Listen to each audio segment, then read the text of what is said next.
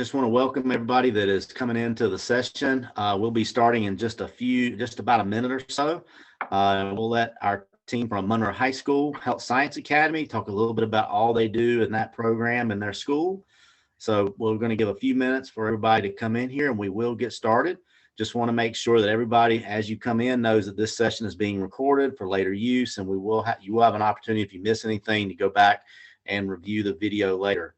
Also, if you have any questions, we will have time for that. You can post them in the chats, and we will have our host make sure that our team gets those questions and answers them for you. If you would like, we will have time where you can unmute and actually ask the questions to the people in the room. So feel free to do that when we have time for that as well. If you have questions that you forget about or maybe don't think about during the session, we also have a document where you can provide those questions, and we will follow up with the answers to those on our website at a later date. So again, as everybody's coming in here, I would like to go ahead and introduce our team from Monroe High School. We've got several people in here. I want to go ahead and introduce Shannon Batcher, who's the principal of Monroe High School Health Science Academy. We've got Natalie Boxell, who is one of our health science teachers. We have Rhonda Gainey, who is the career development coordinator for Monroe High School. And we have Melissa Hines, who is a representative from Atrium, who works with that program over there. So with that being said, I'm going to turn it over to them and let them have their time for their presentation. Good afternoon. We're so glad that you could join us today. At Monroe High School, we do house the Health Science Academy. It is a program that you need to apply for, and we will be talking about that towards the end of this presentation and making sure that all your questions get answered for those. There is some contact information up on the screen. Our email addresses and names. We'll go back to that slide towards the end where you can get those if you have further questions. So the Health Science Academy began at Monroe Middle School, and it was a partnership that was established in 2017. That implementation moved to Monroe High School this year as the 8th graders came to us, and they expanded the Health Science Academy also down into 2 elementary schools, Walter Biggett and East Elementary. The design of the program is to provide students with several options in career pathways that pertain to health science. And I'm going to let Ms. Hines discuss the differences between the clinical and non-clinical and some of the exit points and pathways. Thank you, Ms. Batchelor. So 2 points that I would like everybody to walk away with is the Health Sciences Academy provides you with a wide array or a wide variety of different career opportunities. A lot of times when people think about health sciences, they automatically think about nursing and doctors, and those are absolutely wonderful pathways and they're great careers, and they're also included in our academy. But we also have other options that you'll be able to explore through the academy.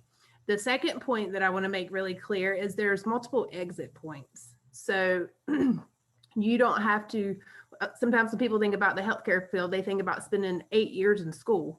That is not always the case. Through our academy, you'll be able to have the opportunity to earn a certificate in high school, and then upon graduation, you'll be able to enter the workforce.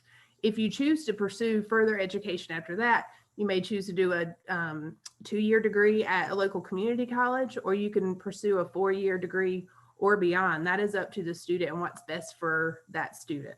So those are the 2 points there that I wanted you to really understand, is the variety of options and then the multiple exit points. The pathways, sorry, if you'll go back one, Shannon, I'm sorry. The pathways are divided into 2 different areas. So we have clinical and we have non-clinical. The clinical pathways include nursing, EMS, and allied health. Just to clarify, for allied health, a lot of people are not sure exactly what that means. So allied health for our academy is any type of patient care focused career that is not nursing and is not EMS, which is EMT and paramedic.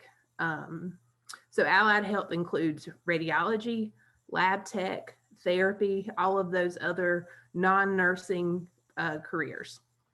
And then for the non-clinical, we have business, And then we also have equipment and technology.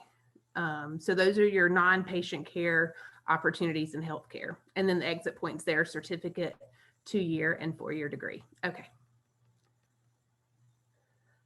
So this is a lovely graphic that CTE made for us that shows the different course pathways. So I just wanted to share this with you all. I don't think this is something that we need to read through each one, but you can take a look at this and glance at the different courses that are offered in each pathway. So you'll see at the top there, allied health professionals, the emergency medicine services, and the nurse or doctor. So those are the pathways. And then on the next slide, you'll see the business and the equipment and technology pathway. So the medical office assistant is more of the business pathway, and then facility management is the technology and equipment. And so those are some of the courses that are offered at the Health Sciences Academy at Monroe High School.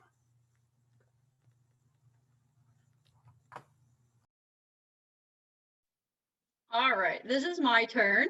I'm a teacher at Monroe High School, and I'm fortunate that I get to teach Project Lead the Way. And the kids are also lucky for this unique experience. It is a project-based learning. So there's 4 classes that are within this Project Lead the Way. The first one they would take is Principles of Biomedical Science. Then they would go into human body systems, then medical intervention, and then biomedical innovation. The thing that I do love about this Project Lead the Way pathway is that it is hands-on. They're learning by doing. And you can see some of the pictures. These are some of the hands-on activities we do. We actually start off Principles of Biomedical Science with Anna Garcia, our crime scene. And just to give some examples of different activities we've done blood spatter analysis, DNA extraction. We look at gel electrophoresis and actually do it. We look at fingerprints, take fingerprints. We've examined vomit to look to see if there's protein, fats, carbs in the vomit. So those blood typing, we'll look at different blood typing. So those are just a couple of the hands-on activities that we do. You'll see in this other picture, we do heart dissections. We'll do a dissection of a brain, a kidney. We'll also do dissections of a cow eyeball. There's a picture of a DNA extraction of a strawberry. I have an example of, last week, they actually built DNA models. And then in our last picture I have here, an EKG, they take their own EKGs and then they actually get to analyze it. So those are a couple examples of the hands-on activities they're doing. In human body system, a lot of the projects are skeleton using both forensic anthropology and DNA analysis. So the classes kind of build on top of each other. In our medical intervention, we do activities like designing a prosthetic arm as they follow the life of a fictitious family and investigate how to prevent, diagnose, and treat disease. And then the very last class they would take, the students would build on the knowledge they've learned previously and skills gained from previous courses and design their own innovation solutions for the most pressing health challenges of the 21st century. So the big thing with this, it's awesome that we have this at Monroe High School. Project Lead the Way, very hands-on activity-based learning. And we also have HOSA at Monroe High School. This is a career and technical student organization. It has federal and state laws recognize the need for HOSA activities to be a available component of career technical education programs and health occupations of health science education. I do have a little video. I won't show that right now, but a few questions you may be wondering. A, how can my child student benefit from being a member of HOSA? Types of activities, events, fundraiser, competitions we are doing. How can my child and student get involved? And for more information, where can you go? So going back to my first one, how can my student benefit from being a HOSA member? A few key things here: networking, leadership, community service, opportunities to travel. We can attend conferences. We'll compete against other schools, other students. And it's always something that they can put on their job applications, schools applications, college applications for higher education. The different types of activities, events, and fundraisers we do, there's two components to HOSA. We can compete, and then we'll do fundraisers and make positive influence on our community. So one of the fundraisers we're currently in is called Be the Match. So we're raising money for people that may need a bone marrow transplant. And so far we have raised $505, which is awesome. So that's just one example of a fundraiser we're doing. We're also going to do something for our local nurses and janitors, everyone that's been working through COVID at Atrium. That's our next thing. And then our competitions. Fortunately, we're not competing this year, but we will be able to go and compete against other schools, other students in academic competitions. And that will lead into also networking with other students, other schools, other professionals. The easiest answer for the third one, how can my child student get involved? Have them come see me, Miss Boxall. If they come see me, I would love to get your child or student involved in HOSA. And then there's two websites if you would like further information, HOSA.org and NCHOSA.org. And like I tell my students, this is a good way to start investing in their future. Yeah, I want to chime in just a little bit that on Ms. Thank you. Boxall. We have multiple different career and technical student organizations for CTE, and I just want to say HOSA is a great opportunity for students.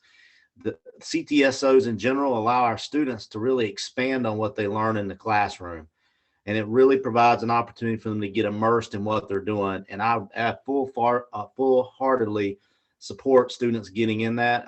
As a previous advisor to an FFA program, I know the value of it, and seeing our students get involved really can help them decide what their career path is going to be. So again, just want to throw that in my thoughts, and very good job overviewing that, Ms. Boxall. Thank you.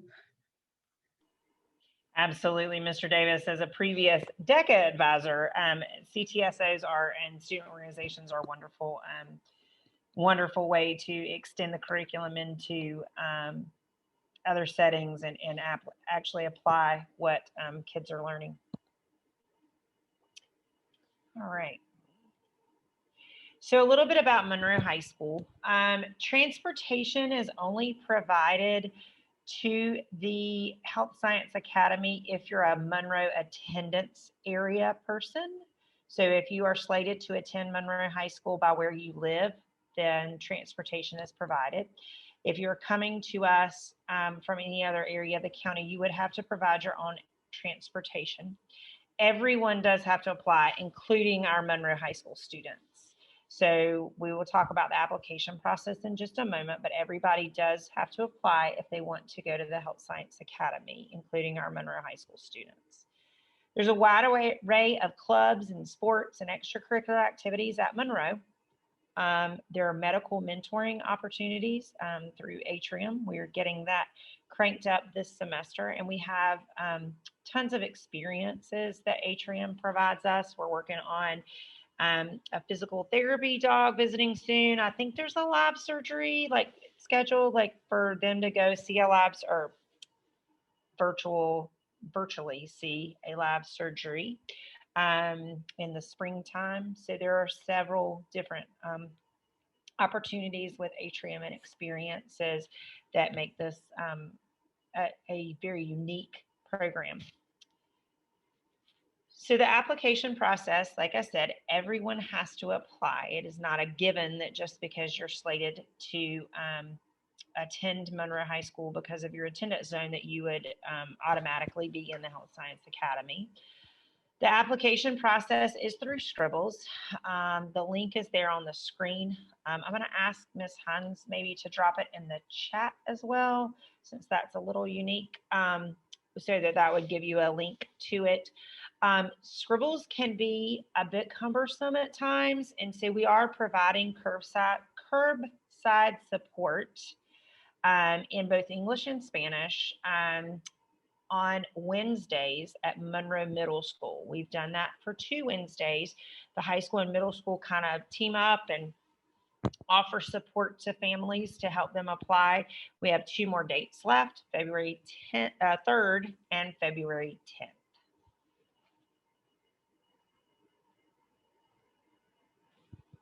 Okay, so I'm going to go back up and I'm going to put our contact information up. And I am so sorry I left out Miss Gainey's email address off of here. She is our career development coordinator at Monroe High School. And I will put a link in the chat for something to all of our thank you so much. CDCs, and there's an fault. introductory video for each one of them. Sure, so that is my fault.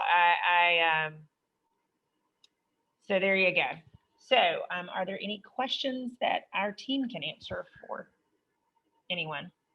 There was one from the chat. It said, does any of the curriculum or would it include women's health?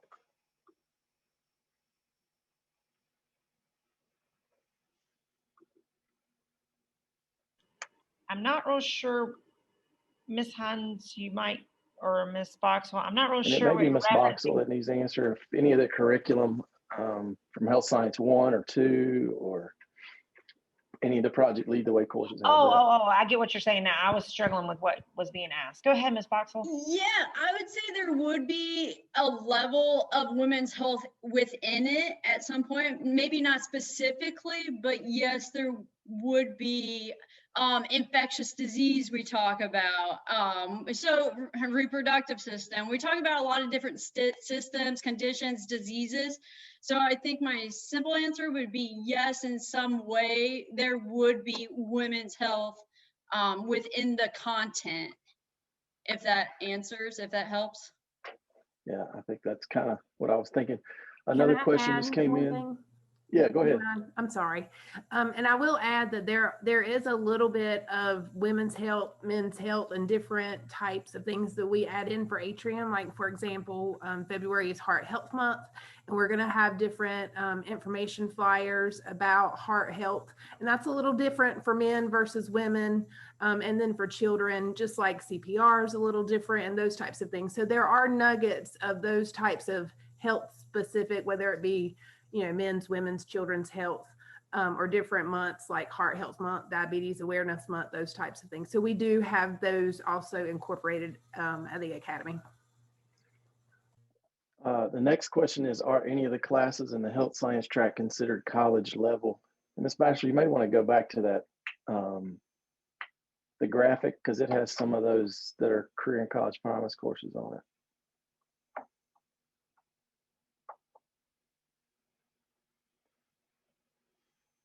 Is that the one you were talking about, Mr. Plyler? Yes, ma'am. So, and you can see there's some classes that are taught in the high school level and some are taught in the college level. Right. But Monroe High School in and of itself, if you're looking for, when people say college level, it refers to several different things. Some people are talking career and college promise. Some are asking about AP courses. We do have AP courses as well at Monroe, not necessarily within the health science program, just because that's not where they fall. But we do have AP opportunities as well. We're actually an AP capstone school. And we might want to add, just so we don't confuse people, that these are only the elective courses that are the Health Sciences Academy courses. So some of those AP courses and college courses may be your core classes, like your Englishes and your maths and those types of things. So those are available, but they're not listed here because those are your core classes and not your Academy specific classes. I hope that helps to clarify.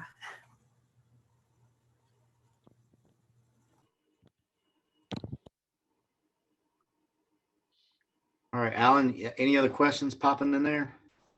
I haven't seen any more, no. And again, feel free to unmute and you can talk directly with the administrator or the instructors in the building right now. It's a great opportunity to ask those questions if you have them. If you think of a question later, again, I want to remind you that we do have a document where you can post those questions.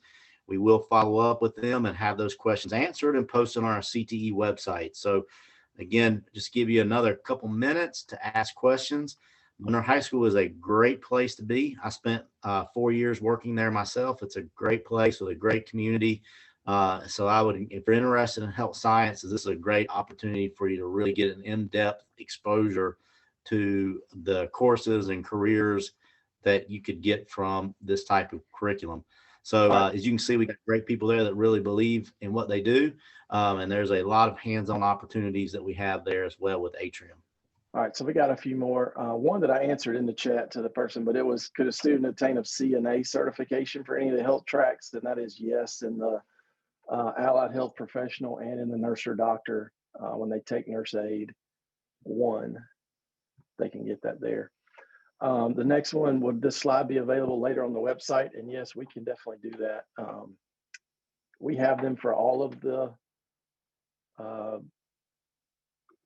pathways and academies that we have. So we'll find a way to get that on the website, either on the individual pages for each one or as one.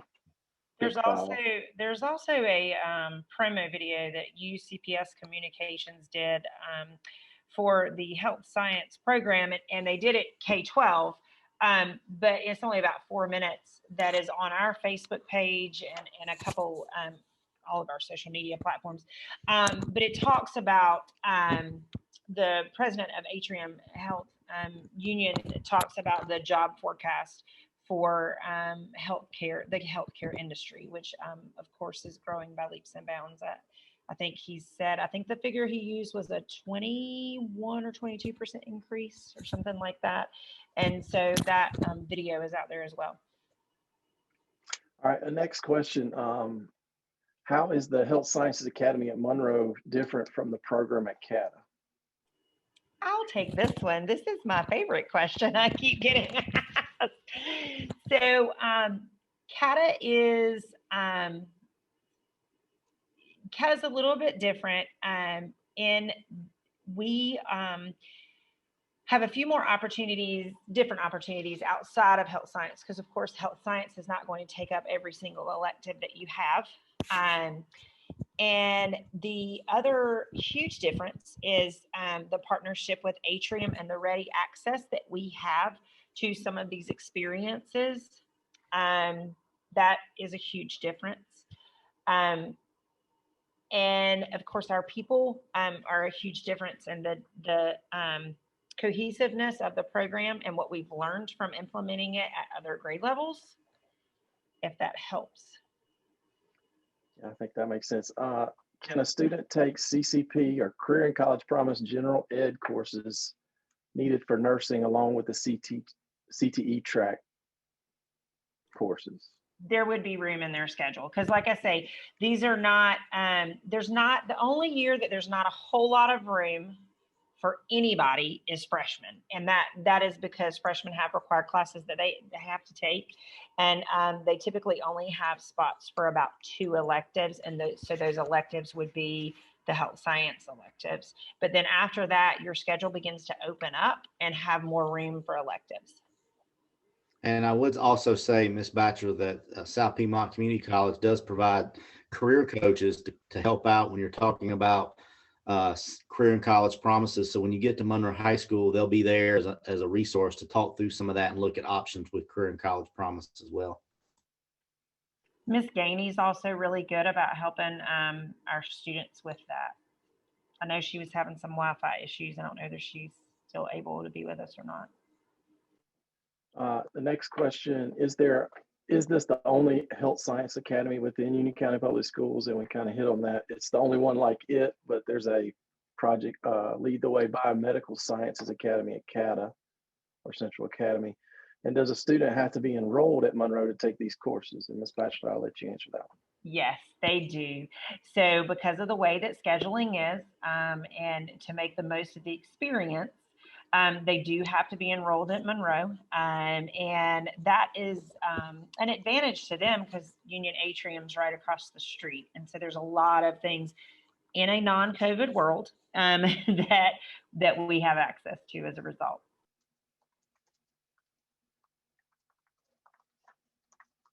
And I'm putting a link in the chat to anyone who, if they didn't get their question answered or they want to ask it later, they think of something later, that you can Yep. put it into a Google Doc and we will get those answered and posted at some Sure. point in the near future. The other difference I would say with CATA is space. CATA is got several different pathways and they don't have space but for so many medical science students. And if you don't mind, I'm going to add just a little bit onto that. One of the huge benefits of having the partnership with Atrium is once students have progressed or are further along in the academy, they'll be able to go over to the hospital for clinical time. And during that time, I tell students that is when your job interview starts, and it's a part of that networking. And so a student who performs very highly at the hospital and starts networking and building those professional relationships, it really helps whenever they go to apply for a job, because you've already demonstrated your work ethic and your skill level and all of those things. So it's a great opportunity to just build that networking and build those relationships that will help you in the long run. So that's a huge opportunity. And then Shannon or Ms. Batchelor did mention our Atrium mentoring program. Our students are being connected with teammates from Atrium Health, and they're working directly with them. So that's also another benefit of the partnership. So we're really excited about that as well. That's great. Does anybody else have any questions? Again, you can ask them in the chat, or you can unmute and ask them yourself, or you can ask them after the fact on the link posted in the chat for you. We got about 5 minutes left in this one before we'll transition to our next session. Our next session is, sorry, I don't have computer science and Python programming.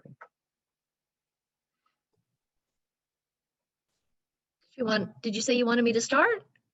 No, we're going to start in about 4 minutes. Okay. I was just finishing up the other one. If there's no other questions, then we will just take a quick break and we will come back to it in 4 minutes.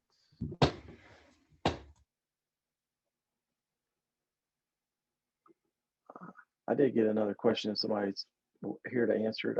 Brian, you might can answer this. Is there a GPA requirement to get into the program and stay in the program since health science degrees are deemed super competitive, whether at 2-year or 4-year school? There's not a GPA requirement to get in the program. You actually don't have a GPA until you start high school, but there is no EOC minimum requirement or any of that. We do monitor that as time goes on, and we do have some crucial conversations with kids, because the college classes that we're trying to, like the paramedic and any of those classes, do have minimum GPAs to be able to get into those college classes. However, we start those conversations the August of your freshman year. And we pair you up with people to help make sure that we make the transition to high school well, and to make sure that you're not taking your 14-year-old ninth grade self is not taking opportunities away from your junior and senior self.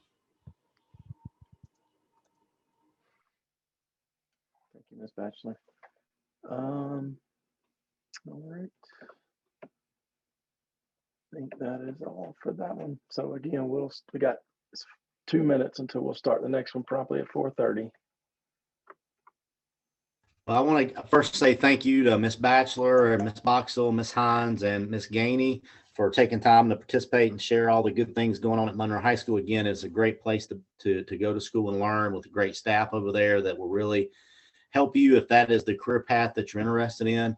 And again, if you have any further questions, just reiterate that. Put them in the document that's provided. We'll make sure they get them answered. So, in about another minute or so, we'll move and introduce our next group, and look forward to seeing everybody back if you're taking a quick break.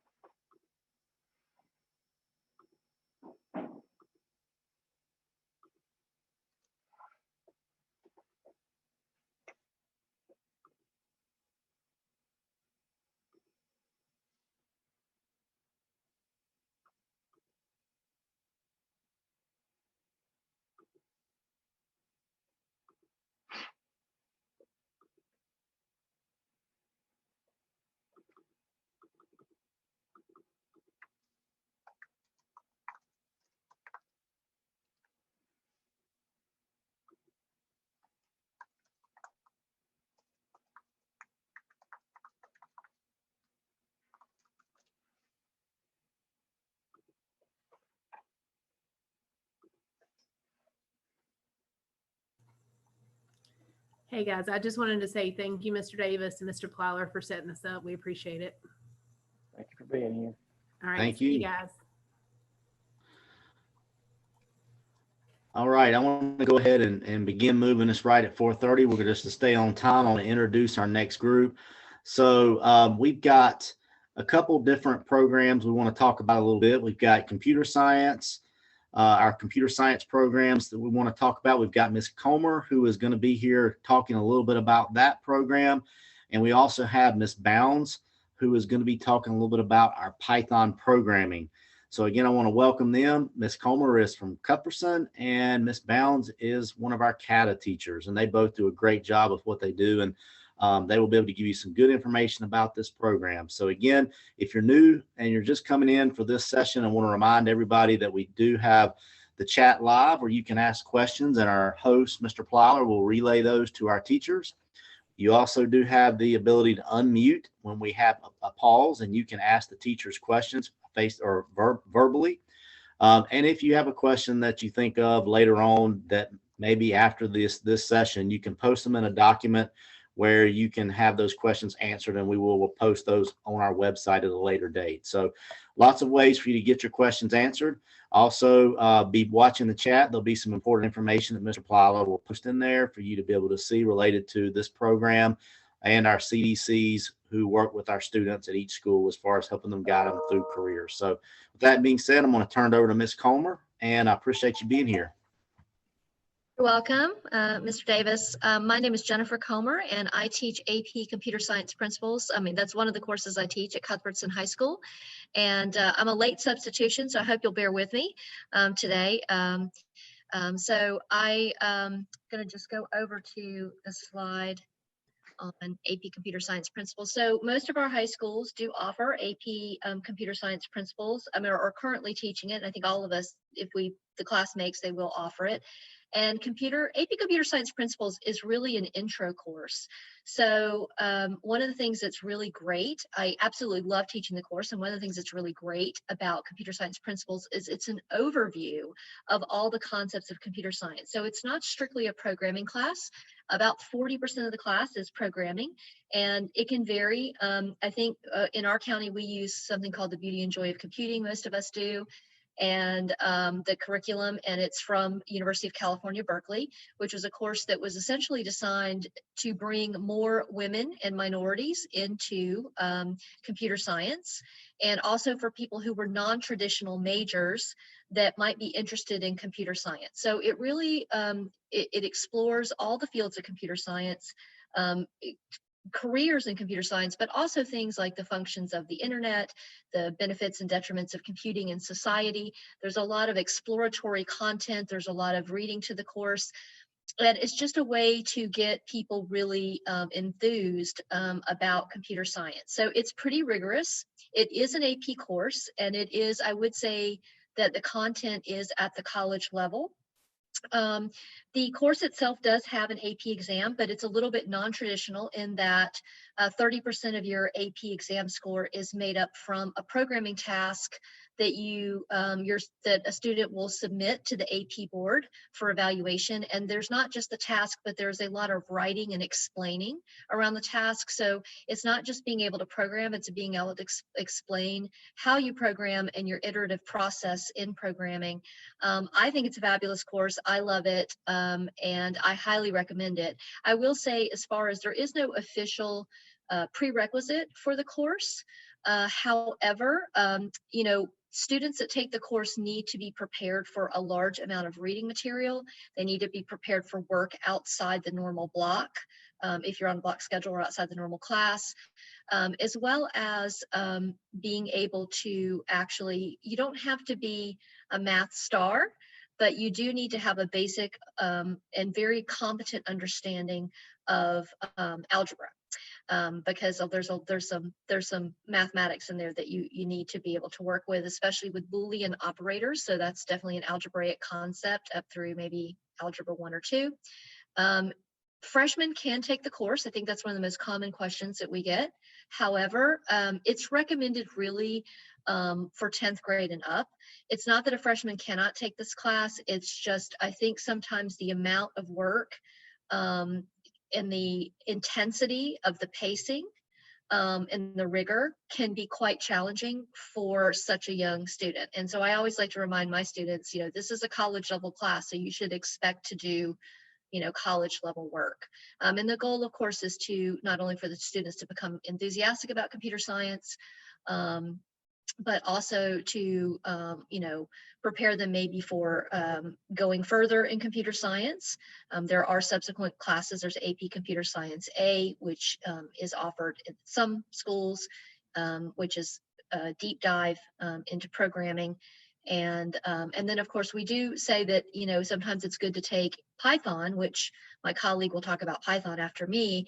Take Python as an introductory course just to kind of get an idea about what kinds of things you'll be doing. Although, again, the course is not strictly programming. It's a lot of things other than programming. So I'm trying to think if there's anything else. We're moving, students towards getting a passing score on the AP exam. We would like all students to get a 3 or higher. We push students to get a 4 or a 5, obviously, is excellent, because a lot of colleges will accept those higher scores. But also, just to really, really love computer science, which is something I think all of us who teach it, we really do love the course. All right. Thank you very much, Ms. Comer. I appreciate that. You did a great job covering that. What we'll do is we'll go ahead and let Ms. Bounds talk a little bit about Python programming, and then we'll move into a question and answer session so you guys can answer a little bit of questions that are coming in. I know Mr. Plyler's letting me know there's been a few questions that have come in already. So Ms. Bounds. Okay, good afternoon. Really good to see all of you guys here today to talk about Python programming. Basically, Python programming in Union County, actually the state of North Carolina, is fairly new. It just started about 3 years ago. Prior to that, we were working in Visual Basic, and the state decided that we wanted to get more up with the times. So we went and started Python. Python 1, this is our 3rd year that we've been teaching it. And the prerequisite would be Math 1. And basically the main reason is the logical thinking. When you're starting to program, you need to be able to think the processes through, because computers, when you put in the code, computers can't say, oh, that doesn't seem right, I'm going to do this. They do exactly what the code says. So the students need to be able to think that way through. In Python 1, they'll learn a basic level knowledge of Python 3. They're coding with the basic concepts. And here, personally, my thought is students need to have some kind of concepts prior to coming into Python programming 1.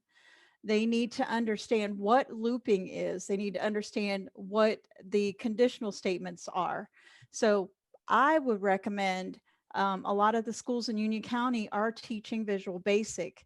And I would highly recommend, if a student has that option, to take Visual Basic, get familiar with the concepts. Also, Visual Basic is one of the easiest programming languages to learn. And then from there, they are so much more successful when they take Python. This curriculum, 3 years ago, we revised it from Microsoft's Imagine Academy to make it fit for Union Academy. So we are using the IDE, either Replit or Online GDB. Those were the two that I think all the teachers in Union County have selected from. The proof of learning at the end of the semester would be the MTA 98381 certification exam from Microsoft. And after I'm finished, maybe Mr. Davis or Mr. Plyler can kind of give you a little idea of how the certifications went from last semester. I know my class certified, and I think all of the Python 1 classes were taking the certification either online. I know with the remote, it was either online or in class. With Python 2, this is our very first year that we have offered it in North Carolina. And obviously the prerequisite would be Python 1. And then here, the students are going to learn a more complex programming concepts and still utilizing the Python 3. The curriculum that they're basically using is Cisco's Net Academy. And then the proof of learning for Python 2 would be the final exam or the PCAP certification exam. And then just to let you know, PCAP is actually an industry recognized certification out there. A lot of the industries will, are like, oh yeah, that's awesome. And then again, I kind of mentioned the sequencing, Visual Basic Programming 1, if that's possible, if that's an option at your school, then Python Programming 1, Python Programming 2, and then Computer Science, the Java Computer Science, AP Computer Science. Now, I know some schools, computer, oh my goodness, my mind just went blank. Computer Science Principles is oftentimes given to students prior to coming into Python 1. And I see there, when they're learning the programming, it's more drop and drag with the joy of computing. So they're not so focused on having to understand the coding concept, but they're learning more concepts.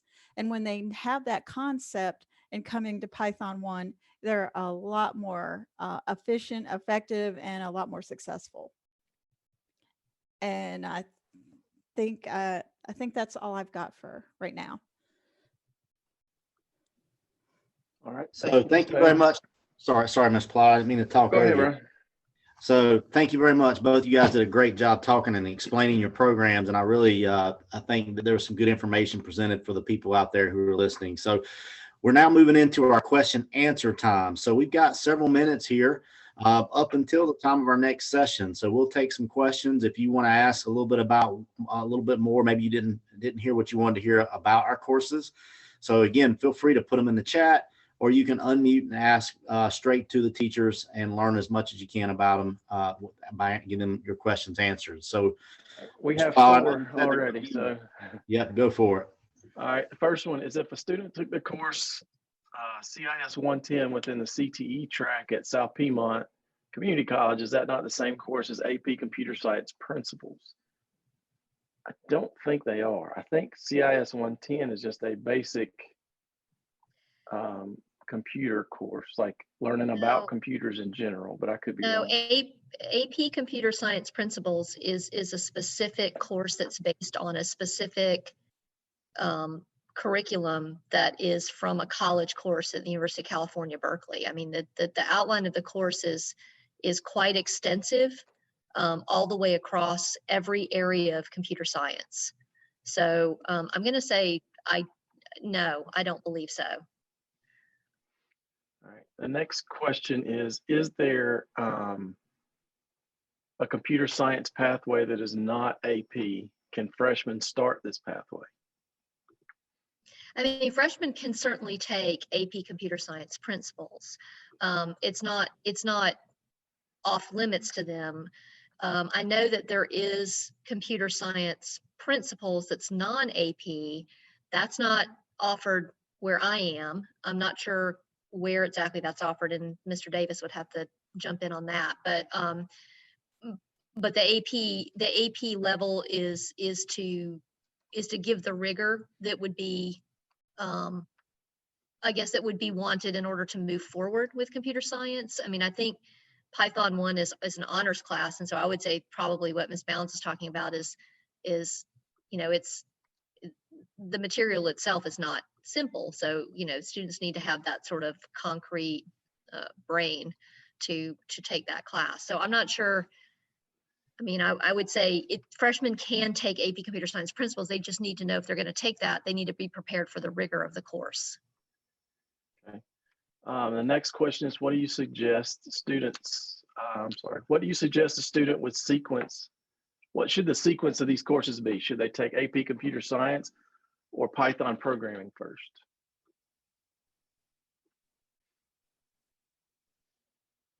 Or AP Computer Science Principles and then Python programming? My recommendation as teaching computer programming for years and years would be give them the computer science principles first to get the concepts down. Then they can focus totally on learning the programming code when they get into Python. They don't have to worry about learning code and concepts.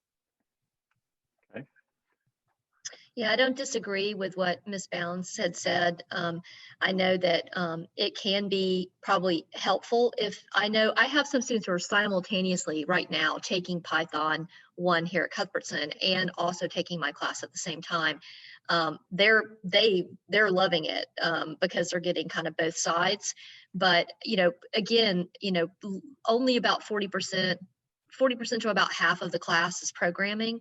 So just a little bit less than 50% is actual programming. So it's really understanding. It's understanding the concepts behind programming and pseudocode and things like that. So I don't disagree that it might be that students might do better in Python 1 to have that sort of overview before they go in. And we do use drag and drop. We do use Snap, which is similar to Scratch.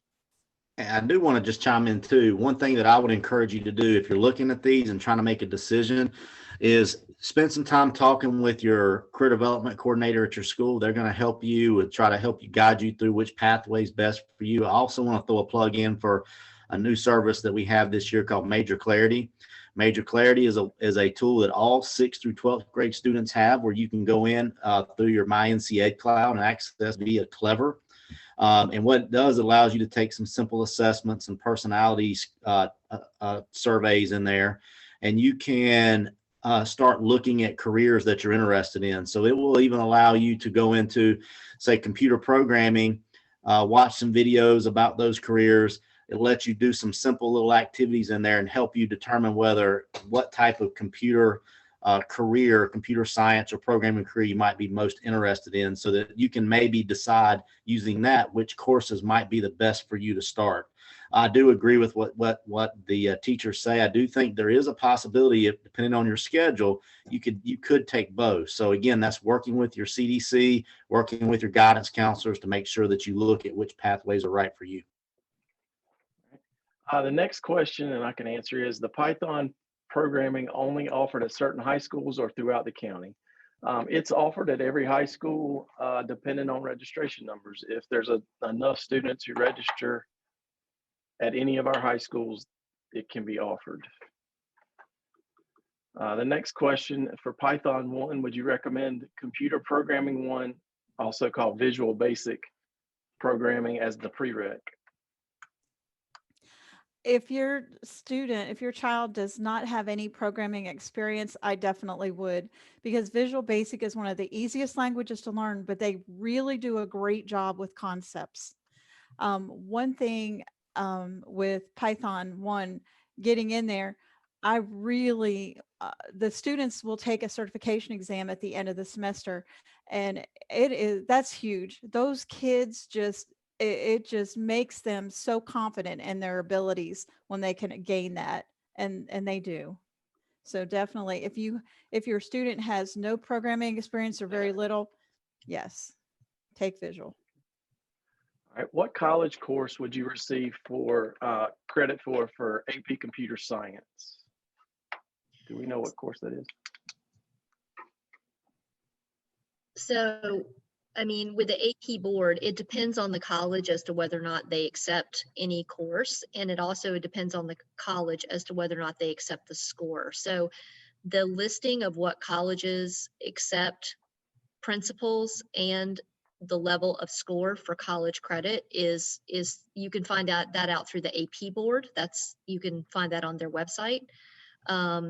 I will say that Principles is a relatively new course, but it actually is one of the largest courses, increased enrollments of any course in the entire AP curriculum. It has increased more than any other course, and it's because of the push from the AP board to recognize how important it is for students to have basic computer science as part of their high school experience before they get to college. So even if your students, I would say even if the college that your student or university that your student is going to go to may not accept the actual course for credit, like they would maybe an established course like AP US History or something like that, I still recommend it because it not only shows that your high school student on their transcript showed rigor, that they took an AP class, but it will give them an excellent foundation if they decide to pursue any technical field when they go to higher education or even in the workforce as well. Next, is Python programming offered at Marvin Ridge, or is it part of the computer science pathway? Yes, Python's offered at Marvin Ridge. It's not exactly part of the computer science pathway. So computer science pathway is AP Computer Science Principles or Computer Science Principles and AP Computer Science. And I am doing AP Computer Science Principles right now. Would it suggested that I do Visual Basic Programming first, then Python 1, or just go directly to Python 1? If you're in computer science principles now, I would recommend straight to Python. And Ms. Bounds, I wanted to follow up on a comment you made a while ago. You mentioned the credentials associated with the Python course. As of right now, we had 60 students pass that credential at this time, which is great. Awesome. That is amazing. Those kids are so excited when they achieve that. That's amazing. Good. Thank you. All right. Python programming 1 or 2, are they offered in honors? And yes, if I'm not mistaken, they're only honors, correct? That's correct. They're only honors. They're inherently honors.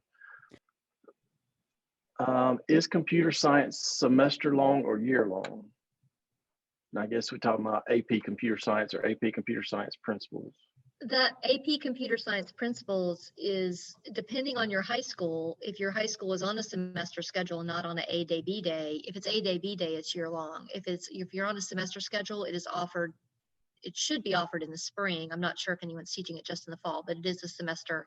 It is a semester only, and it's typically only taught in the spring, similar to AP Environmental Science and AP Psychology, other semester long AP classes. The next one, can you provide a link or address for the Clever Career Test? And I think they meant Major Clarity.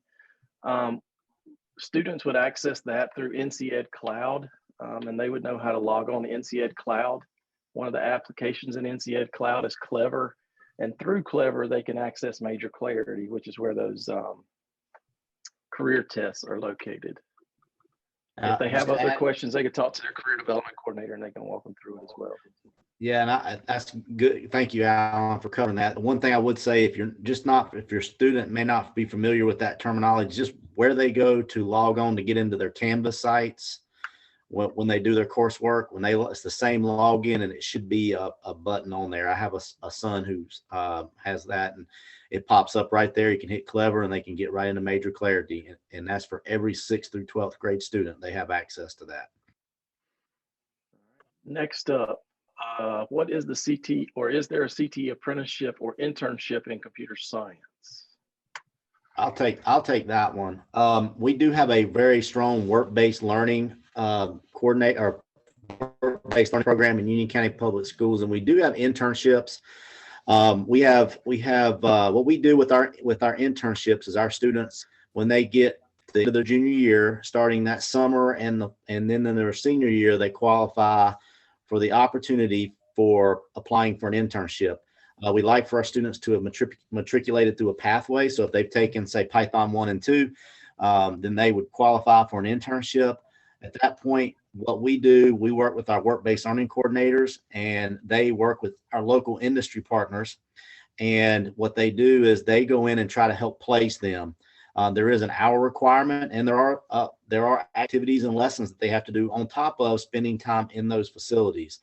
If you're interested in learning more about those are live on Major Clarity. If your son or daughter if they're a student, can go in and look at that. They'll go to a work-based learning tab, and you can see some information in there already about where if you are a junior, you're going to be moving into looking for those things in the summer or in your senior year, you can go ahead and begin to look for applying for those. We're already getting some applications. So just to make sure everybody knows where to go look for that. If you have any other questions about it, you need to talk with your CDC at your school.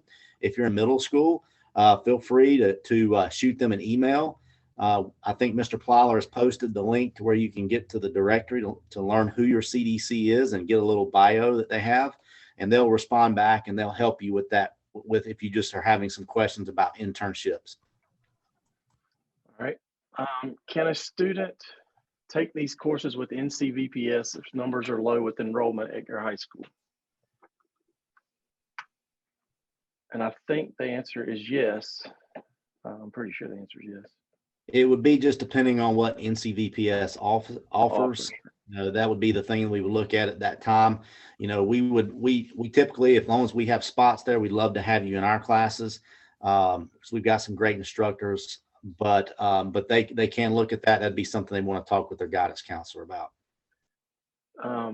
Do we know, Kim may know this, does NCVPS offer all these courses? I know some of them are familiar and some I'm not sure about. Yeah, I don't think offer Computer Science A, because we have Right. people of taking that, which is the next level up from AP Computer Science Principles. AP Computer Science A is, they offer that at Marvin Live, but I know they offer it on VPS. All right. What's the difference between computer science principles and computer science courses? And I can answer that. Just AP Computer Science Principles is just one of the courses, one of the computer science courses. It's a mouthful, but what is the prerequisite for AP Computer Science Principles? There technically is no prerequisite, even though it should at least be Math 1, completion of Math 1 with a confidence in their grade. So there really is none. But, you know, to even do drag and drop programming using Snap, we use Snap, but it's like Scratch. You do need to understand Boolean operators in algebra. You need to understand that. So, I mean, we do cover those concepts. We teach those concepts again, we revisit them, but there needs to be an understanding of algebra, without a doubt. All right. My son is very interested in programming. Do you recommend that he takes computer science courses in addition to the Python courses? Well, I'm going to say yes. I think it's very valuable. But then again, you know, I think that students that may end up pursuing careers in computer science or higher education in computer science are going to need to understand the fundamentals of computer science, the broader concepts of computer science, not just how to program, but the concepts around programming and the structure of computing and hardware, software, and the internet. I think those are very important concepts for anybody who plans to pursue higher education with computer science. Right. So once you learn the conceptual parts of programming, you can learn about any language. That's just syntax at that point, or the way it's structured. Absolutely. And Python is basically one that's teaching a specific language more so in a lot of ways than it is I guess it teaches both. It teaches the underlying parts as well. All right, can you get paid to do an apprenticeship with a company and then get work-based credit in the high school? So with our last question. Yep. And with our internship program, yes, it depends on the company that you work for. Again, the main purpose is getting the experience in the industry. Some internships are paid, some are not. So it depends on the company that you look at when we get the internship set up. But, you know, that would be something that you work out with your work-based learning coordinator if you apply to do those. So I guess the answer for that is yes and no. It just depends.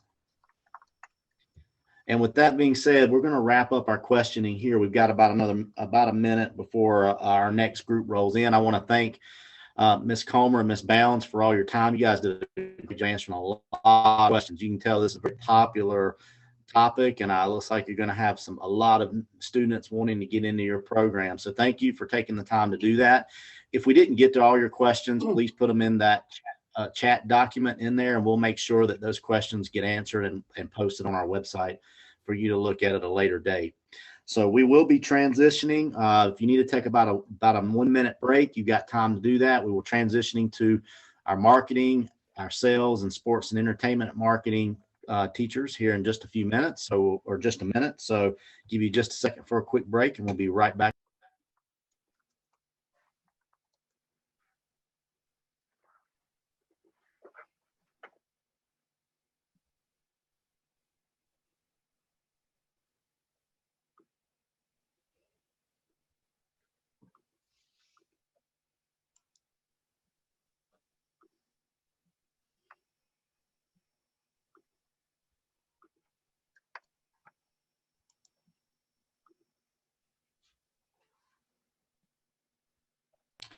All right, it is 5 o'clock, so hopefully everybody is back with us. Just wanted to take a real quick moment for those that are joining us to welcome you, and wanted to recognize our teachers who we have in here talking about some of our programs. We have got Mr. Jerry Crowder from who is going to be talking about our marketing program, and we have Miss Brown who's going to be talking about our marketing management, Mr. Esau about our sales programs, and Miss Stout's going to be talking about our sports marketing entertainment. So I want to welcome all them, and again, appreciate you guys taking a little bit of time out of your day to tell our people who are visiting with us about what we do. Wanted to clarify the process that we're going through for new people who are in here. We are going to be open for questioning. So what I would like to tell you is we have a chat that's live. You can put the questions that you have in there. Mr. Plyler, who is our host, will be reading those questions to our teachers who are in here in just a few minutes when we get a break.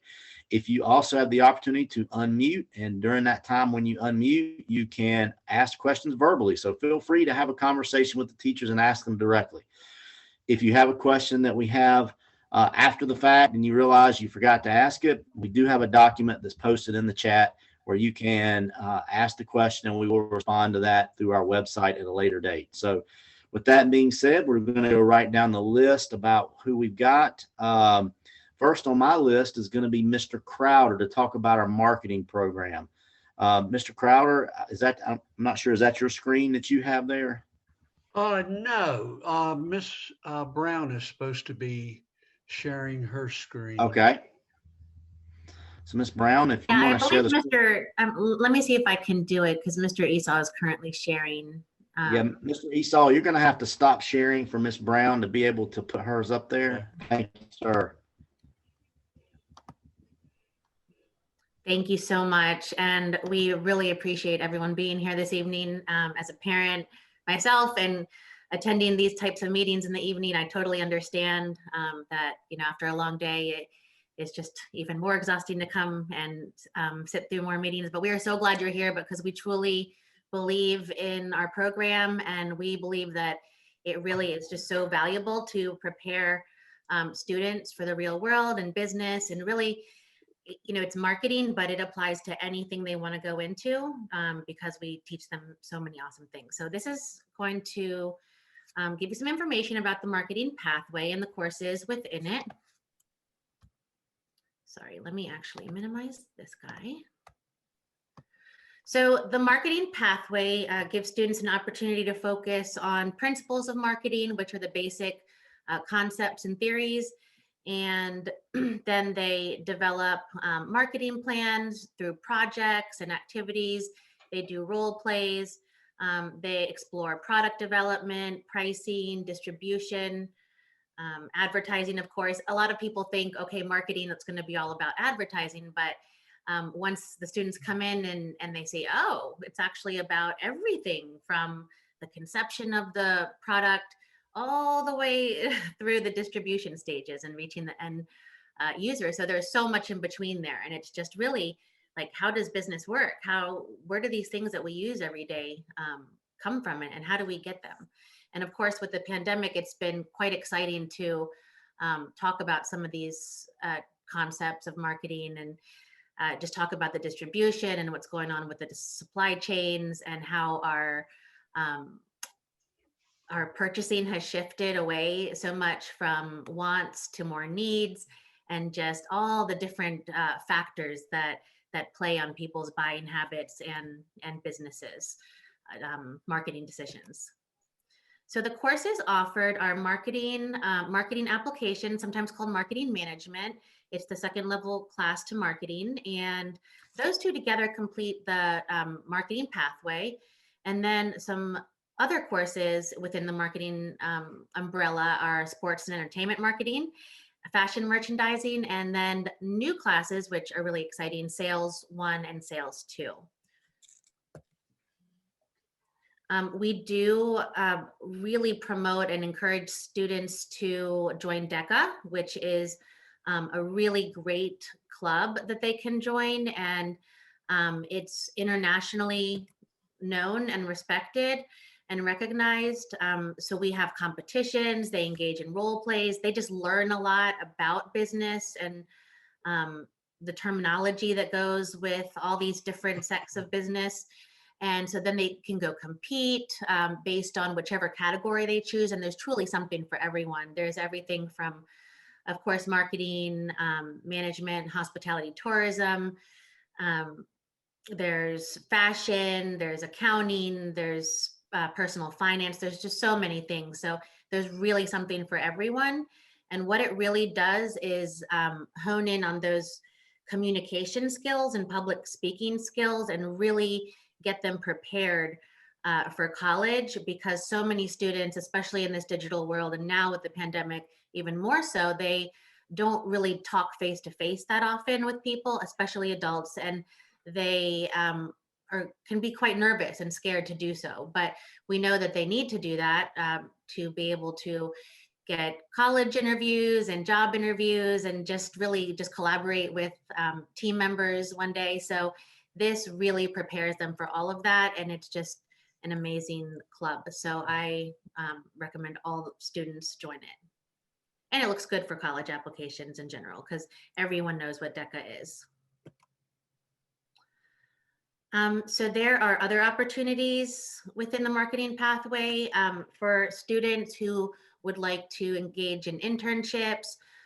We have what's called co-op, where the students can work with their career development coordinator at their school. Every school has one, every high school, and they can work with that person to get them into the business world and working while getting high school credit. So they have to be enrolled in marketing and of course passing marketing in order to do those things. But I really encourage them, if they're interested, to talk to their CDC, we call it, career development coordinator. So getting into the specific courses, we have, of course, marketing. So that's the starting point. And that's like my baby at Cuthbertson is because I've taught it for now 3 years, and we've gone through curriculum changes and revisions, and the actual state assessment has changed. So we've gone through a lot of change in marketing, good changes. And I just love it because being an English teacher before, I see so many things in marketing that overlap with English and social studies and math. It's just truly a wonderful course for kids to really understand how things work and how things relate to them and how they're impacted by marketing. But just a lot of soft skills we talk about, and communication, teamwork, creativity, just things that they don't learn in a lot of other classes. They might practice it or be expected to know, but they're usually not really taught those things on that macro level. So we really kind of just emphasize those a lot. And then marketing applications, I actually have not taught, so I'm not going to go into depth about it, but it is a way for after students have taken marketing to then apply a lot of those fundamentals, all those functions of marketing that they have to get under their belt. And then they can apply that and do a lot more projects and collaborate with local businesses or organizations to do some actual marketing. So it's really a wonderful program. I won't read all this to you, but this just shows you just how comprehensive the marketing curriculum is. It takes them all through just everything from product service management. Well, first they have to research, plan, it talks about segmentation, then of course promotion, pricing, distribution. So it's a really good course. I know that UCPS has been so generous to allow us to have what's called virtual business. It's a program by Knowledge Matters, and kids love it. My students love it. I use it every semester. And it's a way for them to do these online business simulations. And it's just a phenomenal tool that we've been really grateful to have available to us, because it comes at a cost, but it's so worth it. And the kids love it, and they learn so much, and they can actually get a certificate if they pass the whole thing. And it's a nice thing to put in their file on their resume. So it's a great tool. Fashion merchandising. And I'm sorry, Ms. Stout, did you want to add anything to marketing? No, I think that was pretty thorough. Okay, thank you.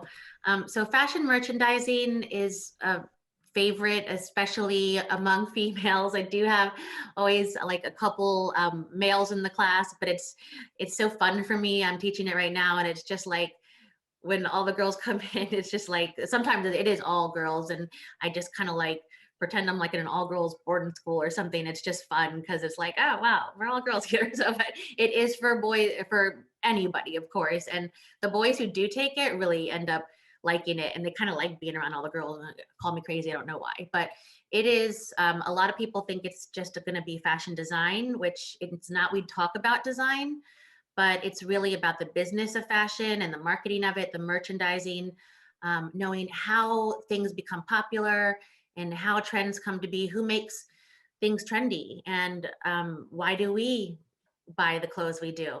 They learn about textiles, they learn about promotion, they learn about global trade. So it's really a lot of great information. And of course, the merchandising aspect and display. Lots of cool projects. So that's always a favorite as well. And this is just a rundown. So goes all through the fashion topics in the fashion industry. Now I'm going to turn it over to Mr. Esau, and he's going to talk about sales for a bit.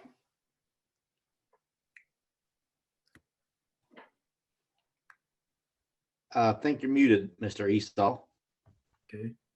Okay. Good evening, ladies and gentlemen. My name is James Esau. I am a sales and marketing teacher at Monroe High School. Going on my second year. Prior to coming to Monroe, I was an adjunct professor of finance and business at Northern Virginia Community College, right outside of Washington, D.C., and spent some time teaching marketing at Gaston College as well. In addition, I am a retired Anheuser-Busch sales and marketing executive who had the opportunity to manage a $1.9 million marketing budget. So I'm very, very passionate about marketing. Hello? Sorry. Had the opportunity to manage a $1.9 million marketing budget. So our sales course is designed to stimulate a comprehensive experience, to simulate a comprehensive experience of the business of selling. And as I mentioned, I'm very, very passionate about the opportunity to teach sales and marketing at Monroe.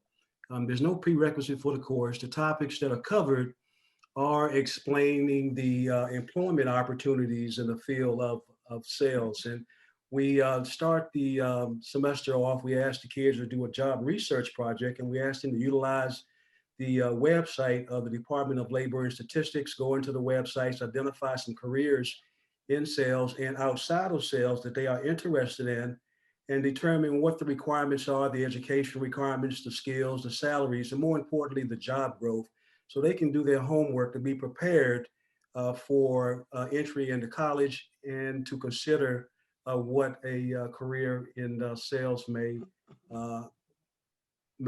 endure. We also cover understanding the importance of personal branding, identifying emerging trends for use in selling, and in addition, explaining the role of customer service as a component of the selling process. Can you hear me? Hello? Yes. Okay, thank you. Sir, we can hear you. Okay, great. So again, understanding the importance of personal branding. In my opinion, we're all salespersons. We all have to sell our ideas, our concepts, our programs, not only in the business world, but also for our youth. It's in terms of to the instructors, to the parents, to college interest administration as well. The other topic that we cover is to identify emerging trends for use in selling. And we're seeing a lot of emerging trends, ladies and gentlemen, specifically search engine optimization, digital marketing is booming, which entails email marketing, social media, etc. We also review and explain the role of customer service, the component of the selling relationship as well. We have to keep our customers happy, but more specifically, we need to be great listeners. And that's one of the things that we teach our students is listening, reading, writing, and communicating. The other topic covered is to understand how to handle a customer and client complaints and difficult customers. And what we teach our students is that what I've learned over the 30 years in this area is that the customer is not always right, but the customer is always the customer. But more importantly, the big picture for our students is the fact that we review the lifetime customer value. So if the student is in a situation where they're interacting with a customer who is complaining, you have to realize that don't look at it as a one-on-one transaction, but understand the lifetime customer value, which means that customer could be a customer of yours for 1 day, 1 week, 1 month, 1 year, but more importantly, 5 years or 10 years. And when you run the math, you'd be surprised at the amount of money and profitability that's generated when you look at the business from a lifetime customer value perspective. We also explain the selling process or the 7 steps of selling. And that's something that we are doing right now in the classroom. One of the big strategies when you look at selling is to identify the product features and benefits in order to recommend a specific product. So we encourage students to understand that you have to be a good listener, and your product has to solve the problem that the customer wants. Your product has to solve the problem that the customer is experiencing. So it's very, very important to understand your product and features, but more specifically, as we do a deeper dive, is to understand the features and benefits of your competition as well. And we always use a sports analogy. If you were playing football, basketball, or wrestling, you would want to do a little homework on who your competition is. So again, we spend a lot of times on identifying the product features and benefits, as well as to understand what competition is doing. The last area is leadership. Leadership is very, very important. And you have to fine tune your public speaking skills. I like to start my classes off with what I call a SWOT analysis. Let's take a look at what your strengths, weaknesses, opportunities, and threats are as an individual, so you can play to your strengths, understand what your weaknesses are. Mr. Esau, just real quick, we got about another minute. We've got we got to talk about sports marketing. We're running out a little bit short of time. Okay, leadership, public speaking, and teamwork. Together, everybody achieves more. So we're excited. More importantly, we want to lift up and encourage our students that they can be successful, but there's no substitute for hard work. So thank you, parents and students.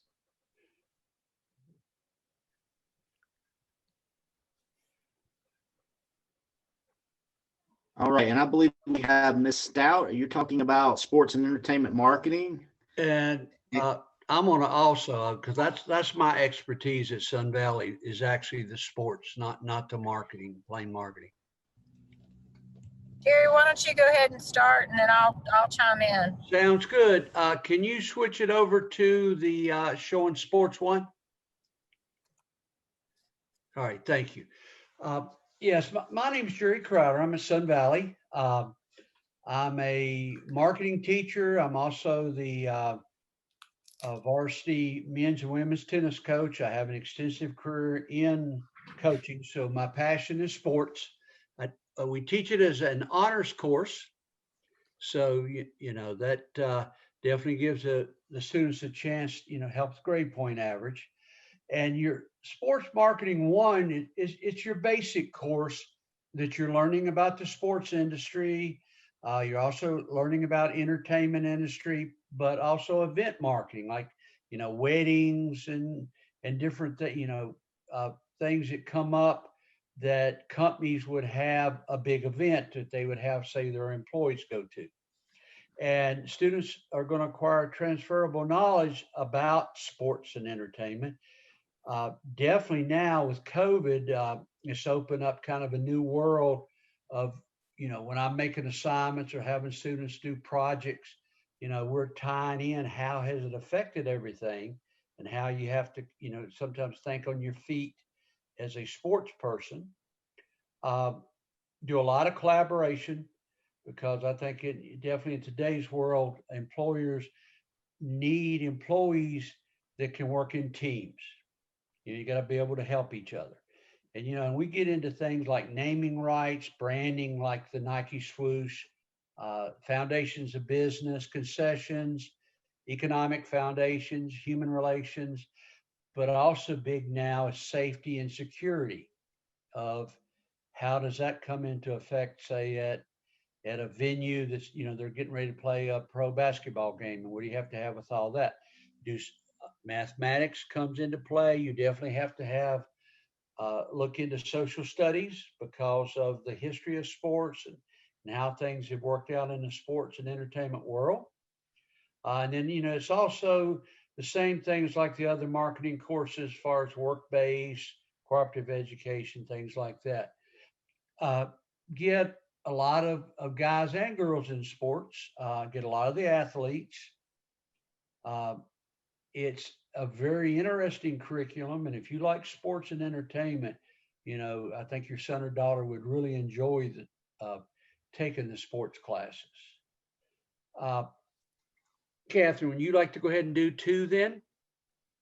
Well, yeah, sports 2 is a little bit different than sports 1 in that it gets more into, I would think it's more the business side or the management side of sports. Sports 1 focuses more on the marketing concepts per se, as far as the branding and the promotions and building fan engagement and really kind of why sports and events are good for communities. And then sports 2 gets more into the legal side, looking at contract negotiations and free agency and collective bargaining. And then we look a little more in depth in some of the concepts that we talk about in sports 1.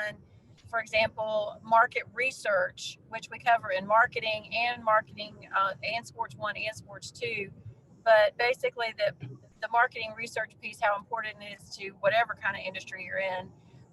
But then in sports 1, it's more kind of like what it is, what kind of data is collected. But then in sports 2, it's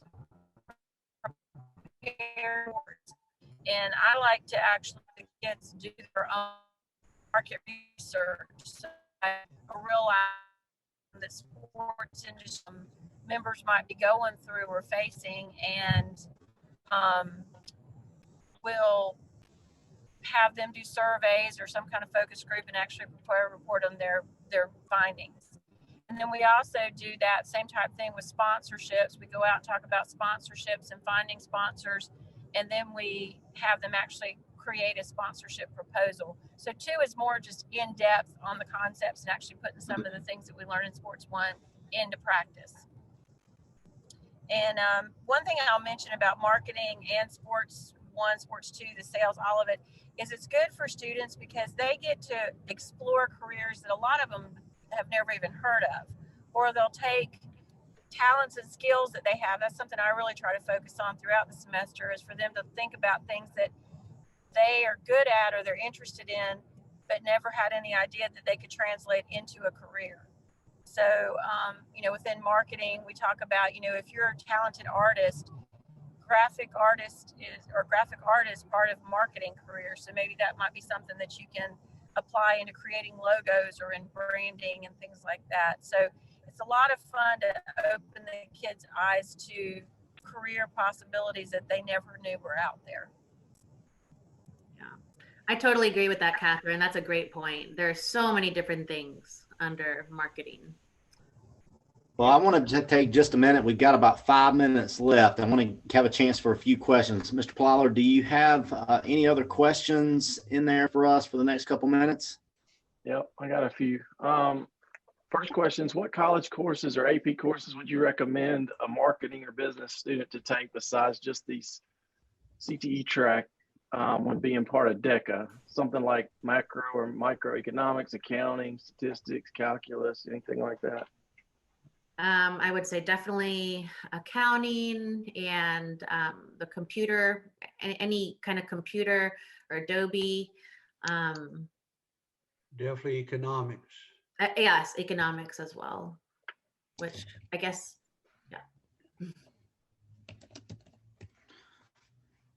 The next one is, Is marketing or sales an honors course? I think I answered that one already, but if you want to answer it again. Honors is offered as a marketing course. It's not inherently honors, so that it is offered at both levels, but a lot of my students take it at the honors level, and someone else might be able to speak to the sales. Our school, for marketing and sports 1 and sports 2, we offer both. We typically will have a college prep level for sports 1, and then we'll have an honors level for sports 1, and same for marketing. Sports 2 is honors. So if they move on to sports 2, that's inherently honors now, I believe. And at Sun Valley, the sports 1 and 2 are both honors. All right. And a lot of that has to do with registration and what students sign up for at the school level. So that's, one thing to think about, is when you're looking at register for what you want, and then they'll look at the numbers that they have and determine what the schedules and course offerings they'll have at the school. And absolutely, I would encourage you to register for the honors level. And sports entertainment 1 is offered at the honors or the college prep level as well. But I would go ahead and just encourage you to have your children register for the honors level, because there's a lot of content anyway, to be quite honest. And marketing is already, the state has given us a project-based learning assessment instead of a final. So I should have said that before. Marketing is now project-based. It's a great project. I won't get into depth because we're running out of time, but they create a project, take it through all the marketing functions, and develop a plan and a presentation. So it's already, what I'm saying is it's already a lot of, it's challenging, but it's good challenging, and it's nothing too overwhelming, but it's already, like, I would definitely try to take it at the honors level. Probably got maybe about another time for 1 or 2 more questions. That'll be about it. All right. Does UCPS bring in professionals to talk to students interested in pursuing this field as an undergraduate degree? Yeah, I can take that question. Absolutely. We have people come in all the time in the normal world. Right now, we do some of that virtually. But I would definitely, if that's something that you're interested in, you can reach out to, you can either reach out to someone at the central office, and we can put you in contact with some of our career development coordinators, or you can reach out to our club coordinator at a particular school if you're interested in. We've had a lot of different companies do that. One in particular we've had is Scott Clark Toyota. They come out and really talk and do a great job talking about marketing and what they do to how they go about selling cars and marketing their products. So it's really a good opportunity for them to also market there, or let people know about the business that they have and the career opportunities they have in marketing. That was a great presentation. We had them as a guest speaker. It was a wonderful presentation. I've also done some things for sports marketing, bringing in, I had last semester a gentleman from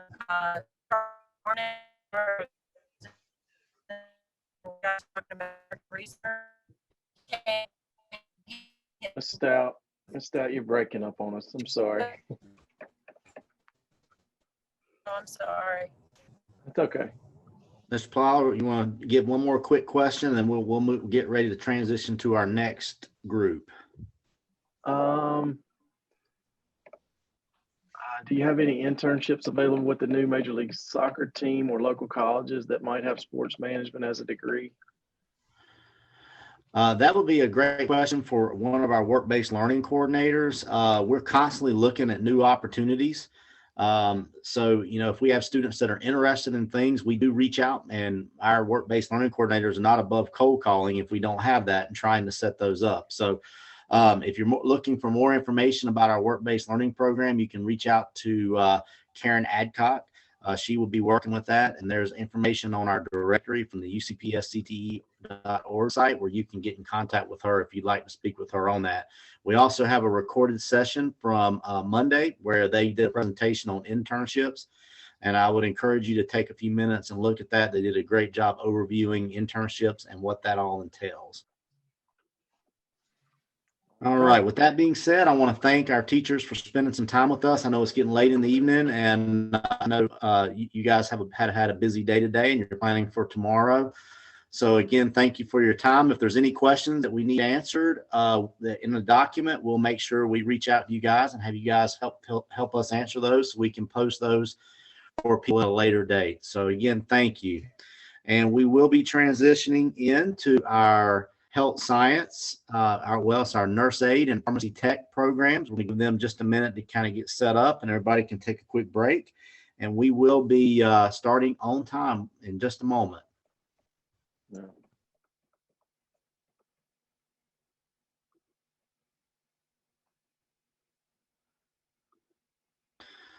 All right, I believe we have everybody in here. Yep. Okay, so I do want to take just a quick minute to introduce a couple of our really good teachers that we have here. We've got first up, we have Julie Plyler, who is teaching our nursing fundamentals, nurse aide program at Piedmont High School. She does an outstanding job in that. And we've also got Haley Klontz, and she is from Porter Ridge High School, and she teaches pharmacy tech. So two very, very good programs. Before we get started, for people who are joining, who were not in the previous session, we will have opportunities for you to ask questions. If you have a question, you can put them in the chat, and we will let our teachers have an opportunity to answer those when they get through their quick presentation. If you would like, you can also unmute and you can ask the teachers directly if you'd like to ask verbally to the teachers. We'd love to have a conversation with you. And we also have an opportunity for you to post questions into a document in case you think about a question later. So that link will stay live, and you can feel free to add to that at a later time if you're interested in getting a question answered. We will post that on our website at a later date. So with that being said, I want to go ahead and turn it over to Ms. Plyler and let her talk a little bit about our nurse aide program. Good afternoon. Thank you all for joining in with us. I just wanted to go through and briefly just introduce myself to you a little bit. Again, like Mr. Davis said, my name is Julie Plyler, and I've been teaching at Piedmont for 4 years now. I am a registered nurse and have been since 2001. And I've worked in healthcare my entire life. That's all I've ever done from the time I was 17 until now. I do have a bachelor's degree in nursing. And like I said, I've been here at Piedmont this is my 4th year. This is my first year teaching the nursing fundamentals course. And prior to that, I went through and I taught biomedical technology, which is not a course that we offer currently anymore. But I have taught Health Science 1 and Health Science 2. And then this year we have nursing fundamentals that I'm teaching. So I just kind of wanted to go through, and Haley and I are going to kind of, I'll let her introduce herself, tell you a little bit about her, and then we're going to kind of do this together since we both teach Health Science 1 and Health Science 2, just so that we can kind of give you a little background on each one of those classes. And then once we get through Health Science 1 and Health Science 2, I'll talk a little bit more about nursing fundamentals, and then Haley will mention the pharmacy tech course a little more in depth. Thanks, Julie. My name is Haley Klontz. I have been with Union County for about 6 years now, 5 or 6 years. I'm losing track. I'm with Porter Ridge High School, and I am a registered nurse. I went to Pfeiffer University and got my bachelor's of science there right after high school. And I taught at Marvin Ridge as well before.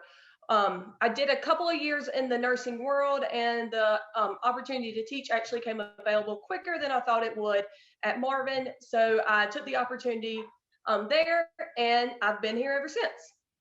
All right, Julie, you want to do the foundations? Yeah, there is a course that we offer at Piedmont, and some of the other schools in the county offer it as well. It's called Foundations of Health Science, and this is a good course for freshmen and sophomores who want to go through, and they are maybe not so sure if they want to go into the healthcare field. This kind of gives them a background. I mean, they talk about things as far as insurance. They talk about medical terminology. They go through and they look at some of the things that you'll need as you advance into Health Science 1 and Health Science 2. It kind of gives them that baseline that helps them go through. And we have another teacher at Piedmont, Ms. Smith, who actually teaches that course.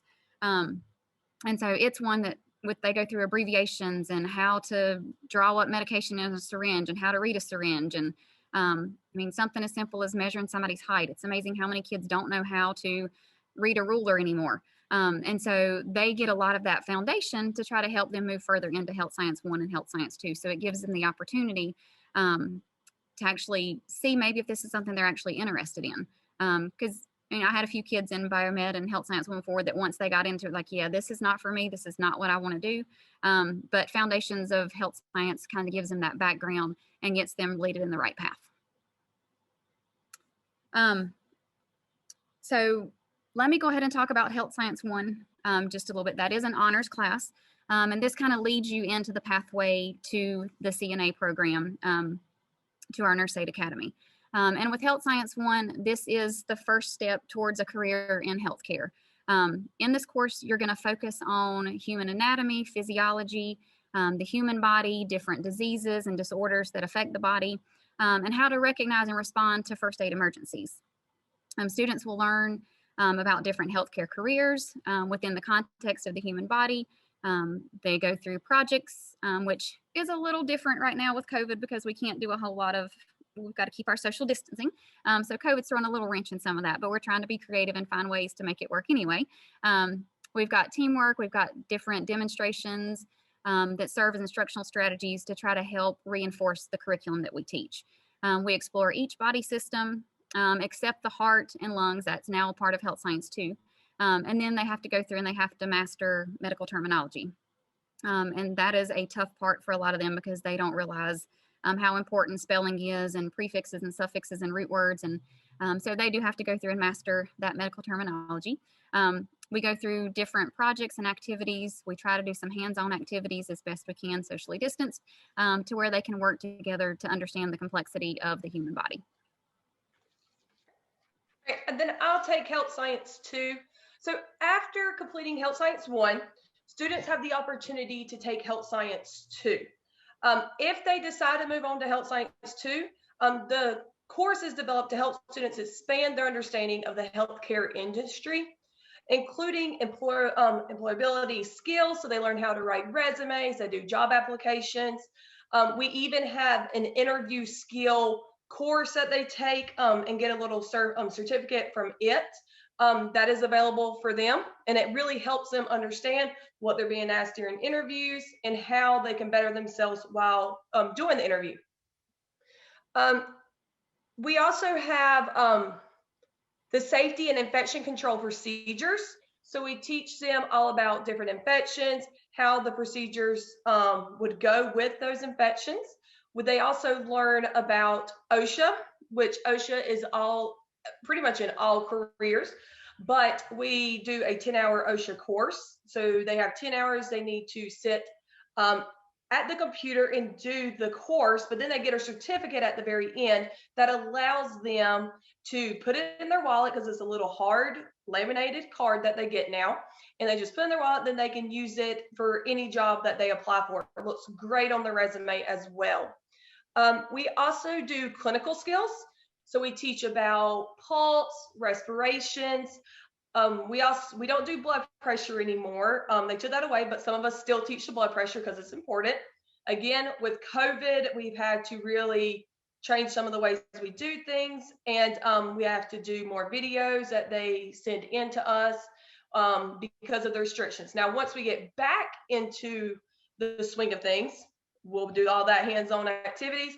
Hopefully that will be soon, and the students will learn all different bedside manners. It's a really fun class, and a lot of times the students are able to go to the hospital to observe. So speaking for Porter Ridge, I send my kids to Novant Matthews when we are able to, and they observe all the units on the floor. So they get fitted for their scrubs. They get so excited about that. And then they're able to go to different floors of the hospital and just observe. So this is a non-hands-on clinical that they would do just to see if they're really interested in the medical field, which the students love doing that. Also, we teach CPR in this course. The students are required to have kind of like CPR before graduating, but we actually teach BLS, which is the compressions and respiration. So they will actually come out of Health Science 2 with their certification in BLS CPR. So it's healthcare. So that is a good credential for them to have as well.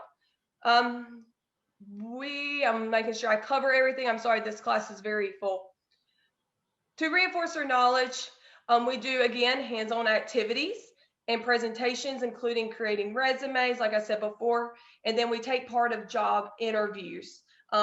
We can't stress the job interviews enough, because when students go in for job interviews after school, that's their first impression that they have for the employer. So we really stress on the job interviews, how they dress, how they act in that course, especially for the healthcare workers.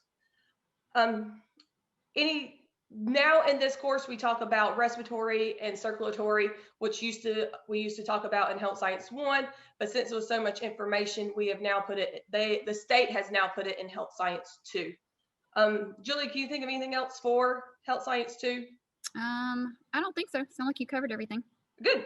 All right. All right. So I'm going to go through and talk about the Nurse Aide Academy. For the Nurse Aide Academy, you have to take Health Science 1 and Health Science 2 and complete both of those successfully. Then you are eligible, if you've done that, to actually apply for the Nurse Aide Academy. And this is an academy that is designed to help students who are interested in medical careers, where they're going to use their personal care and basic nursing skills. Students learn to demonstrate various different skills as a nurse aide. They go through, and there are 65 different skills that they have to learn. We go through, and that includes checking vital signs, assisting with bathing, the nutritional needs of their patients. They actually practice these skills in the classroom, and the state has set forth a certain number of hours that we have to have in order for them to be able to pass the course. In that required number of hours, they do have to complete 40 hours of clinicals, which is where they actually provide patient care. And so with this course, thanks to COVID, again, we've had some issues with that. So last year, unfortunately, a lot of students who were in the Nurse Aide Academy did not get to complete their certification because of the restrictions with COVID. The state has taken into consideration, and they've decided that this year we can go ahead and use our lab, which my room is one that's set up as a lab, and they can actually do their clinical hours here. And so they'll have various different scenarios. We've got mannequins that they'll practice on, and they'll actually take care of them as their patients. So they have to complete that minimum of 40 hours of clinicals. Once they have completed the classroom portion, which is the curriculum, and then learning the skills, again, there's 65 of those, then they will go through, and at the end of the course, they will be able to actually go through and sit for their CNA or their Certified Nursing Assistant certification. And this is a certification that is awarded by the state of North Carolina through their Board of Nursing. And it gives the students the opportunity to actually work as a nurse aide in various different healthcare platforms at the end. We're hoping with everything that's going on right now with COVID that we'll still be able to do that. And right now, thanks to a lot of hard work, we have been approved where the students are able to come 4 days a week. We are following all guidelines. They scrub in and out of my room the minute they walk in. They're using hand sanitizer. Anytime they leave, they have to put hand sanitizer on. We're still socially distancing, which makes it a little interesting trying to teach skills when you're providing patient care to someone. But we're making it work, and we're making it happen. And so once we get through the curriculum, like I said, we'll have at least 40 hours. I'm aiming for about 46 hours of clinicals that we can do here in the classroom. And then towards the end of May, they'll sit for their CNA certification. And with that, they have to take a 70-question exam, a written exam, and then they will have to do a skills checkoff at the end with an examiner, not me. I can't be involved with it. And they'll have 5 skills that they have to complete successfully, 100% with 100% competence. And if they pass the written test and their skills checkoff, then at the end, they will be certified nursing assistants, and they can get a job in the healthcare field. All right. You guys did a great job talking about your programs. We still got pharmacy tech.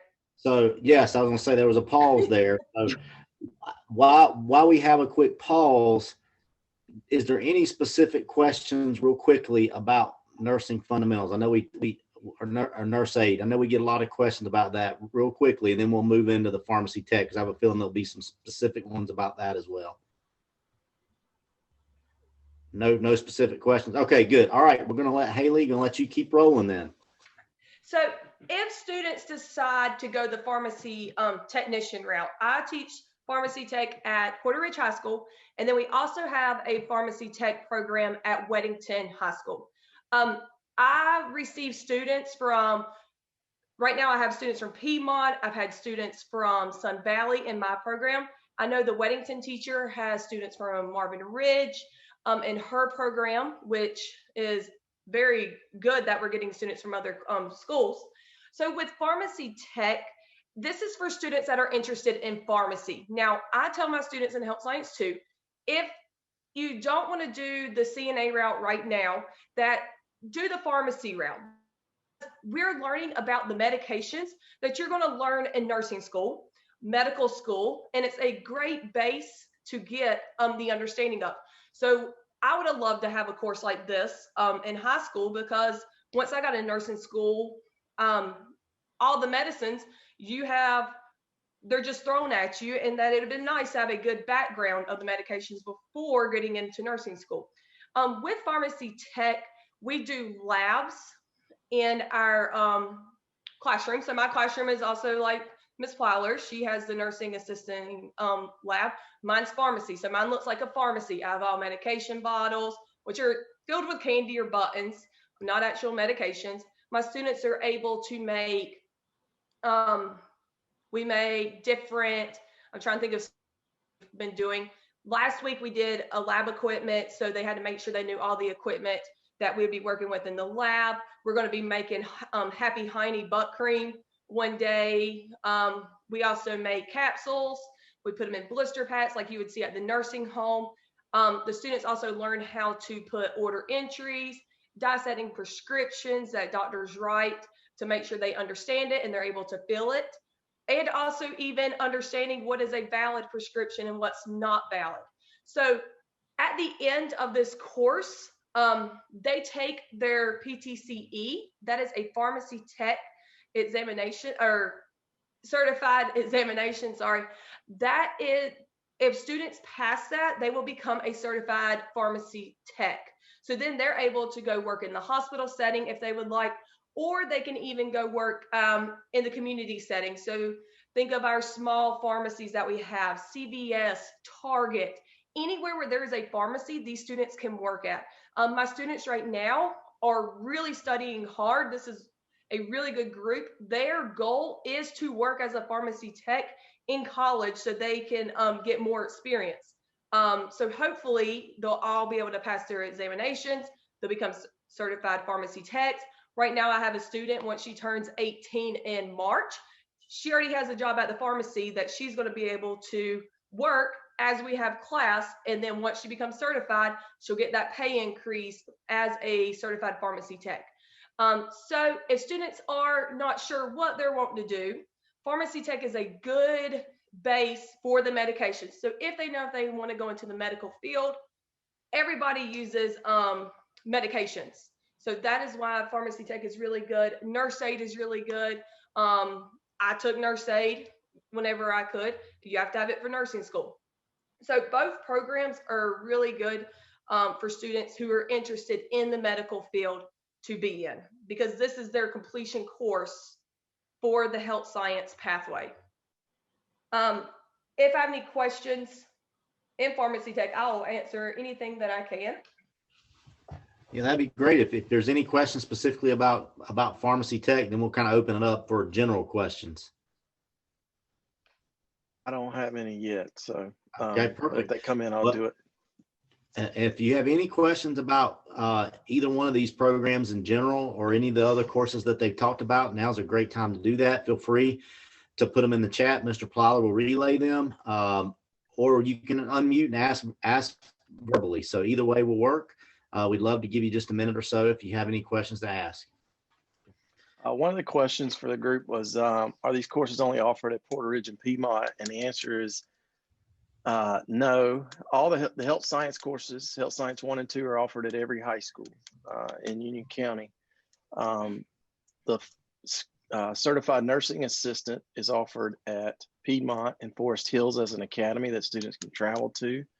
And if they go through the academy process, pharmacy tech is available at Weddington and Porter Ridge as an academy, and you would need health science 1 and 2 for either one of them.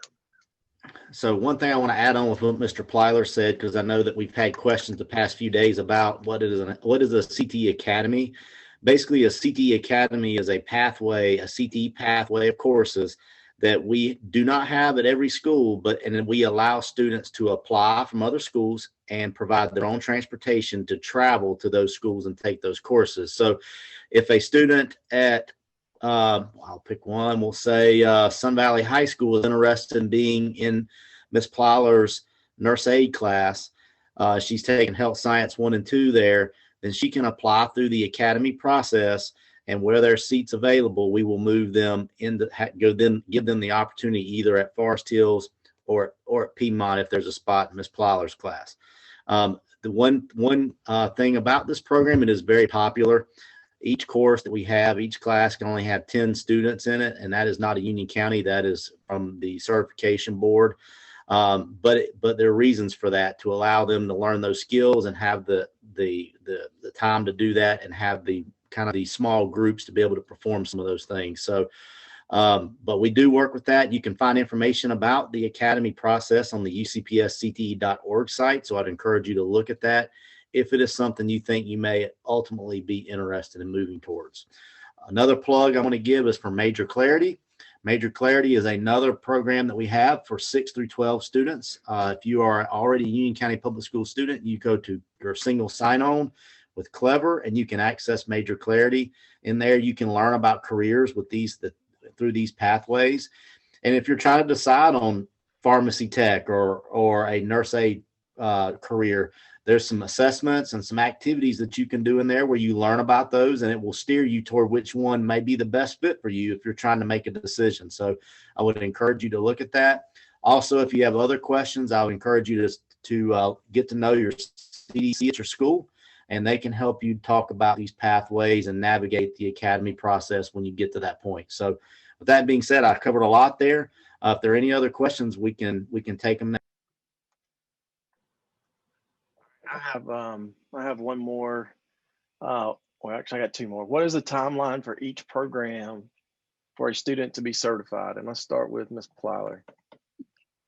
With this, again, you have to go through, and the Board of Nursing says the course has to be to be certified, it's 270 hours, 40 of those which are clinical. So this is a semester-long course, and I only teach it in the spring, and you're in my class for 2 blocks. So my students, I have them for a group first and second block. And again, there's only 10 per session, just because the Board of Nursing says for one instructor, there can only be 10 students. So I have 10 students in first and second block, and then in third and fourth block, I have 10, but they're here 1 semester. So it's just a semester long course, but they are with me for 3 hours. And it's 2 credits because it's 2 periods. Right. So it's really it's a two credit course because it's like having 2 classes. And you wouldn't have to take, so full timeline is you would have to take health science 1, health science 2, and then nursing fundamentals, which would take you at least 2 years, probably junior year and senior year. Right. All right, Haley, to get to Haley's in pharmacy tech, you should also have to do health science 1, health science 2, and then she'll tell you about how to get through it all, the rest of it. Yeah, so you do health science 1, health science 2, and then I only teach seniors their spring semester, and that's probably the same as Julie's as well, because you have to be 60 days before you graduate to take the PTCE, which is the certification exam. So you have to be a senior. So right now I have 13 seniors that are taking the exam, and then they'll take the exam in May, or if they're not able to take it in May, they can take it after graduation. Did that answer it, Alan, or was there another? Okay. No, I think that was it. I think it was mainly, if you want to do the whole thing, you got to take 2 semester courses, and then a semester course for pharmacy tech, or a two credit class in nurse aide. Yeah, and mine's only one class, so yeah. Right. There's another question. It says, if a student's interested in like health science or even sports medicine, what AP kind of courses or college courses would you recommend for the student? And either one of you can answer. I'm thinking of the courses we have at our school. So if they're interested in the, what it was, sports med? Just in general, health science in general, or sports medicine, which kind of, even though it's not a CTE thing, it does kind of go with it a little bit. So well, just speaking from like my students, I have a lot of them in AP Bio. A lot of them take, even though this is not a college course, a lot of them take anatomy and physiology, which then if they take my class first, they do well in anatomy and physiology. Same as if they took anatomy first, they would do well in my class. But AP Bio is a big one. I have a couple in AP Chem. AP Stats is one that I like to recommend to my students, because when I was in college, I had to take statistics. You can still take calculus. Calculus is good too, but we do more of the statistics part of it. Now, I'm only speaking to where I went to Pfeiffer University. We had to take statistics for psychology. So that is why I always recommend AP Stats if students like that route. Okay. The last question I got so far, my child's in middle school. How can they prepare for the Nurse Aide Academy? Julie? Well, basically with that, I mean, it's once you get into high school, I would highly recommend them starting out with the Foundations of Health Science if that's offered at their middle school, at their high school. Just because, again, that gives them that background and that gets them kind of the initial, okay, this is the kind of stuff you're going to learn. And it will, from looking at the curriculum from that and then moving into Health Science 1 and even into Nurse Aide, it makes a huge difference with these kids that have that background of the terminology already. They understand vital signs, they understand insurance, because we talk about all that in Health Science 1, Health Science 2, and Nursing Fundamentals. So that's definitely a course that I would highly recommend that they start with, is the Foundations I would of say Health Science. Foundations also will help them with their biology when they take it in the 10th grade. It's at least a precursor for some of it, and Health Science 1 definitely will as well. But that's all the questions I have right now. Does anybody else have any other questions? Again, if you don't, if you think of something later, I'll put a link in the chat where you can submit them, and we will get answers posted on our website sometime, hopefully in the very near future.